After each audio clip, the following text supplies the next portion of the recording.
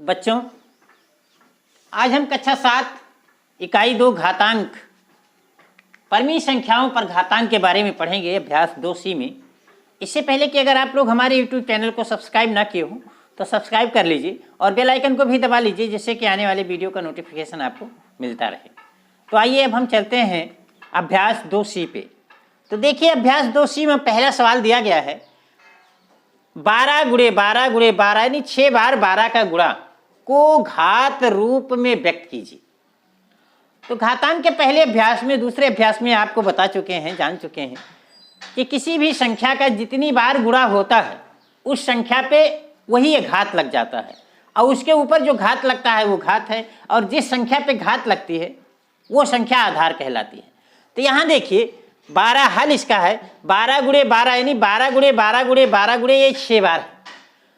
तो इसका उत्तर हो जाएगा 12 पर 6 घात, मतलब 12 पे 6 घात मतलब कि 6 बार 12 का गुणा। तो यहाँ देखिए 6 क्या हो गया, 6 तो हो गई घात, लेकिन 12 क्या हो गया, 12 हो गया आधार। नहीं, आधार 12 पे घात 6। देखिए सवाल नंबर 2 कहते हैं कि 15,625 को आधार 5 आधार 25 योम आधार 125 के घातीय संकेतनों में व्यक्त कीजिए। मतलब 15,625 दिया गया है और इसको आधार 5, 25 और 125 के घातीय संकेतन में आप व्यक्त करना है। तो देखिए सबसे पहले हम इसमें 15,625 का गुणनखंड करेंगे, अभाज्य गुणनखंड करेंगे। तो आइए सबसे पहले हम 15,625 का अभाज्य गुणनखंड करते हैं। तो देखिए 15,625 को हम 5 से काटते हैं तो 5 तिहाई 15, 5 करने में 5 और 5 दूनी 10 और 5 तिहाई 15, 3125 आता है। फिर हम 5 से काटते हैं तो 625 आता है, फिर 5 से काटते हैं तो 125 आता है, फिर 5 से भाग देते हैं तो 5 आता है, और फिर 5 से भाग देते हैं तो 5। तो इस प्रकार से आप देखते हैं कि 15,625 को 5 5 5 से हम काटते जाते हैं। अब देखिए कि 15,625 को हम क्या लिख सकते हैं, 5 गुणे 5 गुणे 5 गुणे 5 गुणे 5 यानी 6 बार, 5 का गुणा 6 बार। तो आधार 5 पर अगर आपको लिखना है तो 5 का गुणा 6 बार है तो 5 पर 6 घात इसका उत्तर हो जाएगा। फिर कहते हैं कि आधार 25 पर, तो देखिए हम 15,625 को पुनः हम 5 का 6 बार गुणा कर लेते हैं, 5 को 6 बार गुणा लिख लेते हैं। उसके बाद देखिए 2 का अगर हम जोड़ा बना लें तो ये क्या हो जाएगा, 25 गुणे 25 गुणे 25। अब देखिए कि 15,625 को इस रूप में भी हम लिख सकते हैं कि 25 गुणे 25 गुणे 25, मतलब 25 का 3 बार गुणा, इसका मतलब 25 पर 3 घात। इसका उत्तर अगर आधार 25 पर लिया जाएगा तो 25 पर 3 घात इसका उत्तर हो जाएगा। पुनः फिर कहते हैं कि हम आधार 125 पर घातीय संकेतन में लिखिए। तो देखिए 15,625 को ही हम अगर 5 5 में 6 बार लिख लिए, अब इसमें हम 3 3 का जोड़ा बना लिए तो देखिए 5 गुणे 5 गुणे 5 125 हो गया, फिर 5 गुणे 5 गुणे 5 125 हो गया। अब देखिए 15,625 को ही हम 125 गुणे 125 लिख सकते हैं, मतलब आधार 125, और ये कितना हो जाएगा 125 पर 2 घात, इसका मतलब कि आधार 125 घात 2 हो जाएगा। देखिए सवाल नंबर 3 कहते हैं कि 0.0, देखिए सवाल नंबर 3 कहते हैं कि 0.0001 को आधार 0.01 पर घात के रूप में व्यक्त कीजिए। तो आइए इस सवाल को हल करते हैं। देखिए हम 0.0001 को हम 0.00 इतना बटे 1 भी लिख सकते हैं।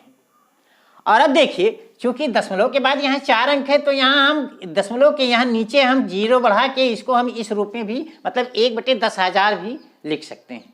और देखिए 1/10,000 को अगर हम 10 गुणे 10 गुणे 10 गुणे यानी 4 बार 10 का गुणा भी लिख सकते हैं। देखिए लेकिन अब इसे हमें लिखना क्या है, चूंकि हमें 0.01 के रूप में लेना है और हम 0.01 को अगर हम लिखें तो ये क्या हो जाएगी 1/100 हो जाएगा। तो हम यहाँ 100 को, इसको हम 10 गुणे 10 को मिला के 100 गुणे 100 कर सकते हैं। अब 100 गुणे 100 कर लेंगे तो देखिए 1/100 गुणे 1/100 हो जाएगा, इसका मतलब कि 1/100 पर घात 2 हो जाएगा। और जब 1/100 को हम दशमलव में बदलेंगे तो कितना हो जाएगा 0.01 हो जाएगा। तो इसका मतलब कि इसका 0.01 पर घात 2 उत्तर हो जाएगा। देखिए ये सवाल नंबर 4 कहते हैं कि ऋण 343/512 को आधार 7/8 ऋण 7/8 पर घात के रूप में व्यक्त कीजिए। तो आइए इसको हल करते हैं। तो इसमें देखिए 343 और 512 दो जो अंक संख्याएं दी गई हैं, सबसे पहले हम इसका गुणनखंड कर लेते हैं। तो देखिए 343 का अगर गुणनखंड करते हैं तो 7 से काटते हैं, 7 से काटते हैं तो 49, फिर 7 से काटते हैं तो 7, और फिर 7 से काटते हैं तो 1। इसका मतलब कि हम 343 को 7 गुणे 7 गुणे 7 लिख सकते हैं। लेकिन चूंकि ऋण 343 है तो हम इसे ऋण 7 गुणे ऋण 7 गुणे ऋण 7 भी लिख सकते हैं। 3 बार अगर ऋण 7 का गुणा करेंगे तो ऋण ऋण का गुणा धन, और फिर धन और ऋण का गुणा मिलके ये आपका ऋण हो जाएगा। अब देखिए हम 512 हर का भी इसी तरह से गुणनखंड करते हैं। तो देखिए 2 से कटता जाता है और कटते कटते यहाँ तक पहुँचते हैं। अब देखिए 512 को हम क्या लिख सकते हैं, 2 का 9 बार गुणा, 2 का 9 बार गुणा, यहाँ देखिए 9 बार ये कटा है, 2 का 9 बार गुणा हम लिख सकते हैं। इसका मतलब देखिए चूंकि हमें यहाँ देखिए इसका हर 8 लाना है, आंसर में जो पूछा गया है ये 7/8 के रूप में पूछा गया है, तो हम इसका 2 3 3 का अगर जोड़ा बना लेते हैं तो इसे 8 गुणे 8 गुणे 8 भी लिख सकते हैं। मतलब 512 को हम 8 गुणे 8 गुणे 8 भी लिख सकते हैं। इस गुणनखंड को हम 3 3 को इकट्ठा करके गुणा करके। अब देखिए ऋण 343/512 को हम ऋण 7 गुणे ऋण 7 गुणे ऋण 7 3 बार, फिर 8 गुणे 8 गुणे 8 3 बार। तो देखिए जब इस तरह से होता है तो हम इसे ऋण 7/8 ऋण 7/8 और ऋण 7/8 भी लिख सकते हैं।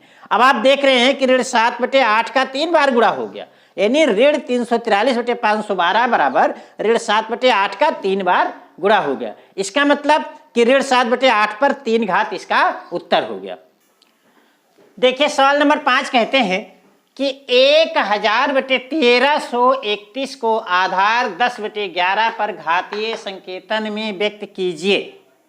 हल। अब देखिए इसे हल करते हैं। तो सबसे पहले हम 1000 और 1331 को गुणनखंड कर लेंगे। तो देखिए अगर 1000 का गुणनखंड करेंगे तो 10 से काटेंगे तो 100 आएगा, फिर 10 से काटेंगे तो 10 आएगा, फिर 10 से काटेंगे तो 1 आएगा। मतलब 1000 को हम 10 गुणे 10 गुणे 10 लिख सकते हैं। इसी प्रकार से अगर 1331 को हम 11 से काटते हैं तो पहली बार जब 11 से 1331 काटेंगे तो 121 आएगा, फिर 11 से काटेंगे तो 11 आएगा, फिर 11 से काटेंगे 1 आएगा। मतलब कि 1331 को हम 11 गुणे 11 गुणे 11 लिख सकते हैं। इस प्रकार से इसको हम 10/11 गुणे 10/11 गुणे 10/11 लिख सकते हैं। और चूंकि 10/11 का 3 बार गुणा हो गया तो इसका मतलब कि 10/11 पर 3 घात इसका उत्तर हो गया। देखिए सवाल नंबर 6 कहते हैं कि 1024/1089 को वर्ग रूप में व्यक्त कीजिए। इसे हमें वर्ग रूप में व्यक्त करना है। तो आइए 1024 का गुणनखंड करते हैं और 1089 का गुणनखंड करते हैं। तो देखिए 1024 का जब गुणनखंड करते हैं तो हमको 2 2 2 से कितनी बार काटना पड़ता है, देखिए 10 बार काटना पड़ता है। यानी 1024 को हम 2 गुणे 2 गुणे 2 गुणे 2 गुणे 10 बार गुणा करके प्राप्त कर सकते हैं। इतना लिखा जा सकता है। फिर 1089 का जब देखिए हम गुणनखंड करते हैं तो 3 से काटते हैं तो 363, फिर 3 से काटते हैं तो 121, फिर 11 से काटते हैं तो 11 11 से काटते हैं। यानी 1089 को 3 गुणे 3 गुणे 11 गुणे 11 लिख सकते हैं। अब देखिए चूंकि यहाँ सूत्र में कहा गया है, प्रश्न में कहा गया है कि वर्ग रूप में हमें व्यक्त करना है। किसमें व्यक्त करना है? वर्ग रूप में। तो आइए इन सब का हम वर्ग बना लेते हैं। तो वर्ग बनाने के लिए ऊपर देखिए 2 2 का अगर हम जोड़ा बना लेते हैं तो ये वर्ग रूप में बन जाएगा। मतलब 2 गुणे 2 2 का वर्ग, 2 गुणे 2 2 का वर्ग, 2 गुणे 2 2 का वर्ग। यानी इसलिए जब 5 जोड़े बने तो 5 जोड़े बने तो मतलब 2 पर वर्ग 5 बार गुणा हो गया। समझ गए? उसके बाद देखिए नीचे वाले का भी वर्ग बना लेते हैं। तो 3 गुणे 3 का वर्ग 3 का वर्ग हो गया और 11 गुणे 11 11 का वर्ग हो गया। अब देखिए आपको एक सूत्र, इसके पहले जो नियम बताया गया था कि अगर मान लीजिए कि 2 आधार भिन्न है लेकिन घात समान है, 2 संख्याओं का गुणा करना है और जिनके घात समान है और आधार अगर अलग अलग है तो उस आधार का हम गुणा कर लेते हैं और घात वही रह जाता है। मतलब कि a पर घात m गुणे b पर घात m बराबर दोनों आधार a और b आधार का हम गुणा कर लेते हैं और घात वही लग जाता है। तो वही सूत्र यहाँ लगा दीजिए। देखिए घात तो दोनों में समान है, संयोग की बात है कि यहाँ आधार भी समान है तो आधार भी हम गुणा कर लेते हैं। तो देखिए 2 गुणे 2 गुणे 2 गुणे 2 गुणे यानी 5 बार हम गुणा कर लेते हैं और इस पे घात लग जाएगी। लेकिन नीचे वाले में देखिए कि यहाँ घात दोनों में समान है लेकिन आधार भिन्न है।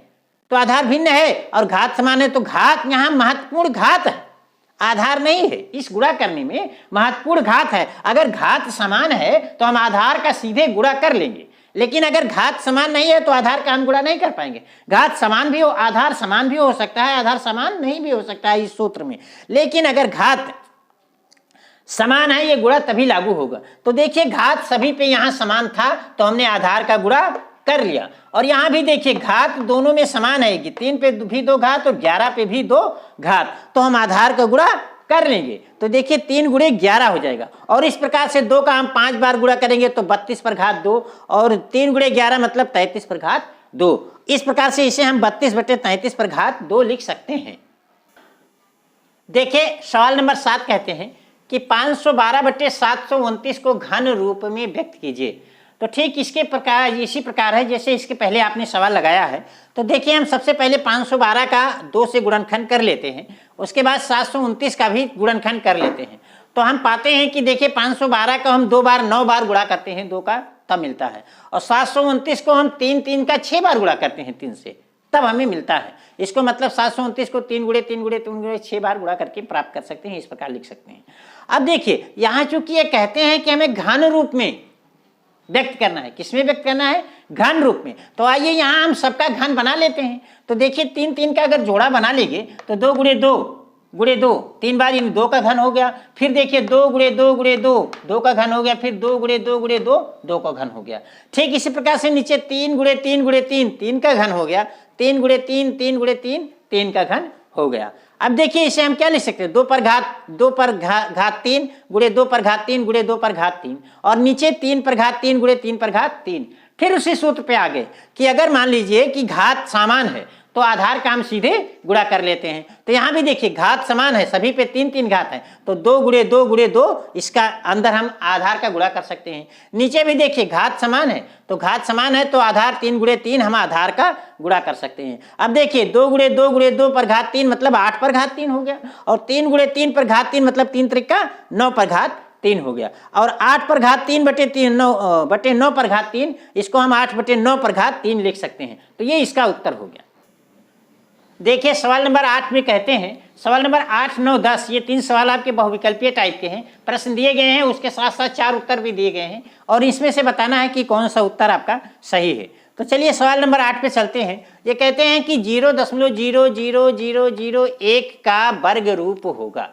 तो आइए इसमें 4 विकल्प दिए गए हैं, तो सबसे पहले हम इसे हल करते हैं, तब तो हमें पता चलेगा। तो देखिए 0.00001 को हम इतना बटे 1 भी लिख सकते हैं, और देखिए जब हम दशमलव यहाँ से हटाएंगे तो उतने शून्य यहाँ नीचे बढ़ जाएगा, मतलब कि 1 बटे हम इतना लिख सकते हैं 1 लाख। अब देखिए कि इसको अगर हम एक है इतने को गुणनखंड करें तो ये कितना हो जाएगा? देखिए इसको हम लिख सकते हैं 10 का 6 बार गुणा, 10 गुणे 10 गुणे 10 गुणे 10 गुणे 10। अब देखिए चूंकि हमें वर्ग रूप में व्यक्त करना है, तो वर्ग रूप में व्यक्त करना है तो यही हम 2 का जोड़ा बना लेते हैं, 2 का, तो ये 10 गुणे 10 10 गुणे 10 10 गुणे 10, यानी 10 का वर्ग गुणे 10 का वर्ग गुणे 10 का वर्ग। फिर उसी सूत्र का फार्मूला लगा देते हैं, क्या? जब घातांक समान हो तो आधार का सीधे गुणा कर लेते हैं। जैसे a पर घात m गुणे b पर घात m बराबर आधार का हम गुणा कर लेते हैं, a गुणे b और पर घात m। तो चलिए कि आधार का देखिए घात चूंकि दोनों पे सभी पे समान है तो आधार का गुणा कर लेते हैं, 10 गुणे 10 गुणे 10, और इस प्रकार से 1/1000 पर घात 2 हो जाएगा। अब देखिए 1/1000 को हम क्या लिख सकते हैं? 0.001 लिख सकते हैं, और इसका वर्ग हो जाएगा, और ये आपका उत्तर हो गया। तो देखते हैं कि ये वाला उत्तर कि 0.001 आपके विकल्प नंबर 2 में है, तो इसका मतलब इसका विकल्प नंबर 2 आपका सही है। देखिए सवाल नंबर 9 में कहा गया है कि 0.05 पर घात 3 का मान होगा। इसमें देखिए 4 विकल्प दिए गए हैं, 1 2 3 4 विकल्प दिए गए हैं, और इन चारों विकल्पों में से कोई एक प्रश्न सही होगा, कोई एक उत्तर सही होगा। तो आइए हल करते हैं। अब देखिए 0.05 पर 3 घात मतलब कि 0.05 का 3 बार गुणा। तो देखिए जब हम 3 बार गुणा करेंगे तो 5 का गुणा 5 गुणा 5 गुणा 5 से करेंगे 125, फिर 5 से गुणा करेंगे 125। लेकिन यहाँ देखिए दशमलव के बाद 2 अंक यहाँ है, 2 अंक यहाँ है, 2 अंक यहाँ है, तो गुणा करने में आप ये जानते हैं कि दशमलव के बाद जितने अंक होते हैं, अंकों का गुणा करने के बाद हम उतने अंक दशमलव के बाद लगा देते हैं। तो चूंकि इन सब के 5 गुणे 5 गुणे 5 का गुणा तो 125 हो गया, लेकिन चूंकि दशमलव के बाद हमें 6 अंक चाहिए, क्योंकि यहाँ 2 अंक, यहाँ 2 और 2 4 और 2 6 अंक, तो जाहिर सी बात है हमें 3 जीरो बढ़ाना पड़ेगा। तो 3 जीरो के पहले यहाँ हमें दशमलव लगाना पड़ेगा। इस प्रकार से इसका उत्तर आपका हो जाएगा 0.0000125, इसका उत्तर हो गया। और देखिए ये किस विकल्प में सही है, ये देखिए विकल्प नंबर 4 में दिया गया है, तो इसका मतलब कि ये विकल्प नंबर 4 इसका सही उत्तर है। देखिए सवाल नंबर 10 कहते हैं कि 64/125 के घन रूप का आधार होगा। 4 विकल्प दिए गए हैं, इसमें से देखिए कि उसके घन रूप अगर लिखा जाए तो उसका आधार क्या होगा। तो आइए इसे हल करते हैं। तो 64 का हम गुणनखंड करते हैं तो हम पाते हैं कि 2 का 6 बार गुणा करते हैं तो हमें 64 मिलता है। फिर देखिए 125 का गुणनखंड करते हैं तो 5 गुणे 5 गुणे 5 यानी 5 का 3 बार गुणा करने पर हमें प्राप्त होता है।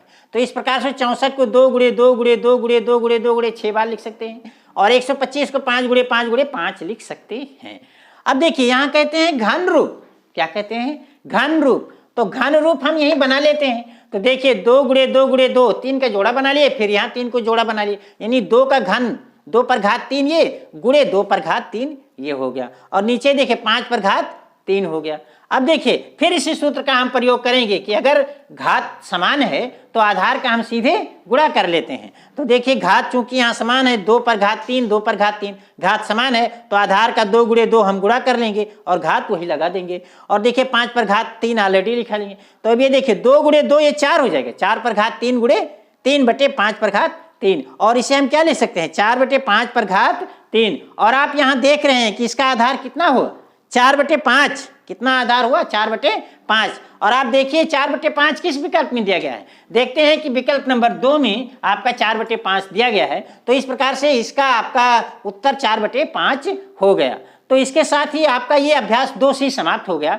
अब हम अगले वीडियो में अभ्यास 2D में आपके साथ अगले वीडियो में मिलेंगे।